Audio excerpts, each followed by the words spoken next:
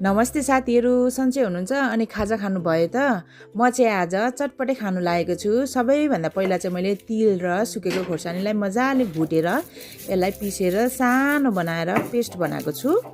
र त्यसपछाडि चटपटेलाई चाहिने सबै सामग्रीहरू काटेको छु। हजुरहरूलाई जे मनपर्छ त्यो लाउन सक्नुहुन्छ। मैले चाहिँ आज यहाँ प्याज, टमाटर अनि हरियो खोर्सानी यति 3वटा कुरा मात्र राखेको छु है।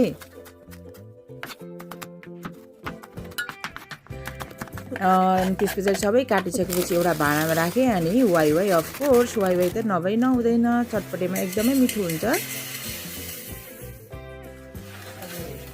र त्यस पछाडि अर्को महत्त्वपूर्ण कुरा भनेको भुजा मुरै।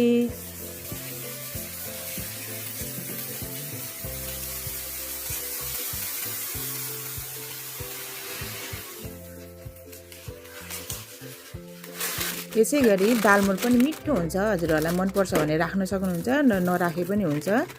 अनि मैले चाहिँ दालमोठ पनि राखेँ र त्यस पछाडि बदाम पनि साह्रै मिठो लाग्ने भएकोले बदाम पनि राखेको छु।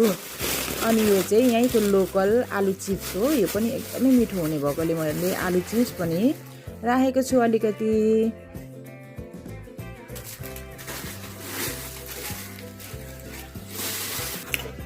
अनि त्यस पछाडि यो अहीको तिल र खोर्सानीको पेस्टलाई पनि राखेर अनि अफकोर्स चटपटे मसला राख्ने। त्यस पछाडि आफूलाई कति चाहिन्छ स्वाद अनुसार नुन अनि त्यस पछाडि मैले चाहिँ तोरीको तेल राखेको छु हैन। अनि सबै राखिसकेपछि अब अमिलो त चाहि नै हाल्यो। त्यसको लागि मैले 2वटा कागती राख्दैछु। यसरी सबै कुराहरू राखिसकेपछि चाहिँ यसलाई मजाले मिक्स गर्ने, चलाइदिने। र चलाएपछि हाम्रो लागि चाहिँ मिठो अनि घरमै बनेको हाइजेनिक, स्वादिलो, हेल्दी चटपटे रेडी हुन्छ। हजुरहरू कसरी बनाएर खानुहुन्छ त्यो पनि कमेन्ट गरिदिनु होला। अनि मेरो भिडियोलाई लाइक र सेयर पनि गरिदिनु होला। प्लस मेरो युट्युब च्यानललाई पनि सब्सक्राइब गरिदिनु होला है त। हस्, धन्यवाद, नमस्कार।